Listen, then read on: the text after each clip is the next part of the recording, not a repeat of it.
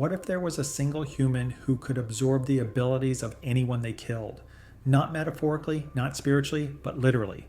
Every person they eliminate, their strength doubles, their speed doubles, their intelligence compounds. Imagine one individual with this terrifying ability driven by an unstoppable urge to eliminate all of humanity. They wake up tomorrow morning with this power and this singular goal. No one knows they exist. No one knows what's coming. And here's the truly frightening part. They start as just an average person, maybe even weaker than average. But with each life they take, they become exponentially more dangerous. Let's establish the complete scenario up front. This individual gains everything from their victims. If they can bench press 50 kilograms and they kill someone who can also bench press 50 kilograms, they can now bench press 100 kilograms. If they can run at 5 meters per second and eliminate someone with the same speed, they're now running at 10 meters per second. But it's not just physical attributes. They absorb intelligence, knowledge, skills, kill a mathematician, gain their understanding of calculus, kill a soldier, acquire their combat training, kill a doctor, obtain their medical knowledge. The accumulation is immediate and permanent. Now, let's explore what would actually happen if this nightmare scenario became reality. The first kill would be the hardest. Our subject is just an ordinary human, perhaps struggling to overpower even one person. But here's where human cunning comes into play. They don't need to win a fair fight. A knife in the dark, a push down the stairs, poison in a drink. History is filled with examples of physically weak individuals eliminating stronger opponents through deception and planning. And once that first victim falls, everything changes. Instantly, they're twice as strong as they were, twice as fast. Their mind processes information at double the speed. If their victim knew anything useful, a second language, how to pick locks, where to find weapons, all of that knowledge floods into their consciousness. The second kill becomes exponentially easier, and the third even more so. Let me paint you a picture of how quickly this spirals out of control. After just 5 kills of average people, our subject is already operating at superhuman levels. They can run faster than any Olympic athlete who ever lived. They can lift weights that would challenge professional strongmen. More terrifyingly, their intelligence has compounded to genius levels. They're not just physically superior, they're strategically brilliant. By 10 kills, bullets might not even penetrate the skin anymore. Think about it, human skin has a certain resistance to penetration. Stack that resistance 10 times over and you're looking at natural armor. Their bones would be denser than steel. Their muscles would have the power to punch through concrete walls. And their mind? With 10 times the processing power of a normal human, they'd be making calculations and predictions that would seem like precognition to us. After 20 kills, they'd be moving so fast that security cameras would only capture blurs.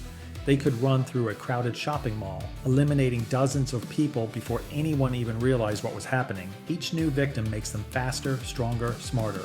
It's an exponential growth curve that quickly reaches incomprehensible levels. But here's where it gets truly terrifying.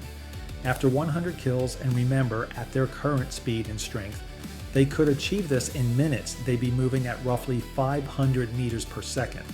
That's faster than the speed of sound.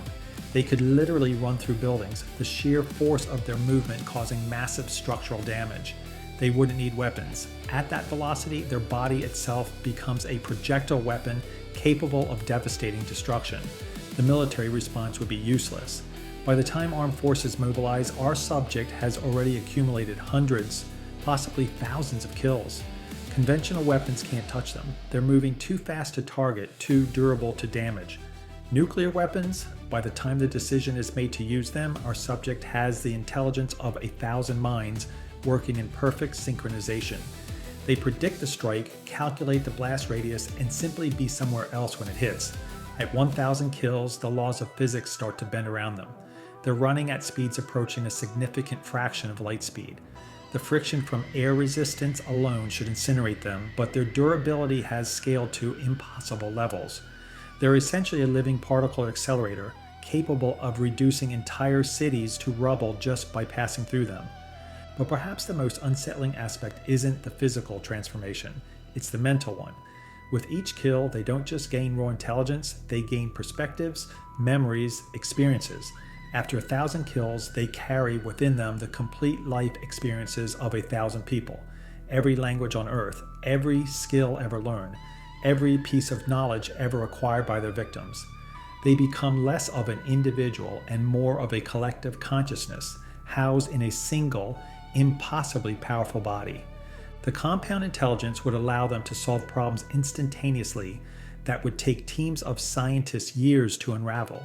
They could probably cure cancer, develop faster than light travel, or unlock the secrets of consciousness itself. But they won't, because their sole drive is elimination, not creation. Within hours of the first kill, major population centers would be empty. Within days, entire continents would be devoid of human life. The exponential growth means that the more people they eliminate, the faster they can eliminate the rest. It's a cascade effect that, once started, becomes impossible to stop. Consider the global implications. Governments would collapse within hours as leadership is eliminated. The communication networks would fail as infrastructure is destroyed by the subject's mere passage. Survivors would scatter, but where could they hide from someone who can search an entire continent in minutes? Underground bunkers? They'd be torn open like tissue paper. Remote islands? They'd be reached in seconds. Space stations? Without ground support, they'd eventually have to return to Earth, where death awaits.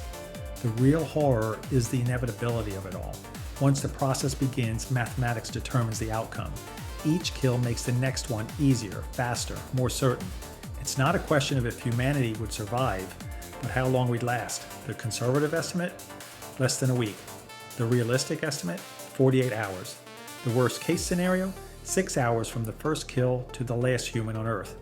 In the end, our subject would stand alone on a dead planet, 7 billion minds churning within one consciousness, the combined strength of all humanity packed into a single form. They'd be a god in every practical sense, capable of feats that defy comprehension. But they'd also be utterly alone, having destroyed the very species they once belonged to. This scenario reveals a fundamental truth about power and destruction. Give someone the ability to grow stronger with each victory, and if their only goal is victory itself, the outcome is predetermined. It's a mathematical certainty, as inevitable as gravity. The snowball becomes an avalanche, the spark becomes an inferno. What makes this hypothetical so chilling isn't just the destruction it describes. It's how plausible the progression seems once you accept the initial premise. We've all seen how advantages compound in the real world. The rich get richer. The powerful gain more power. This scenario just takes that principle and applies it to its absolute terrifying extreme. So what if one human could absorb the abilities of anyone they killed? The answer is simple and horrifying. Humanity wouldn't stand a chance. Not because we lack the will to fight or the ingenuity to develop countermeasures, but because mathematics itself would be our enemy. In a game where every victory makes the next victory easier, the only winning move is to never let the game begin.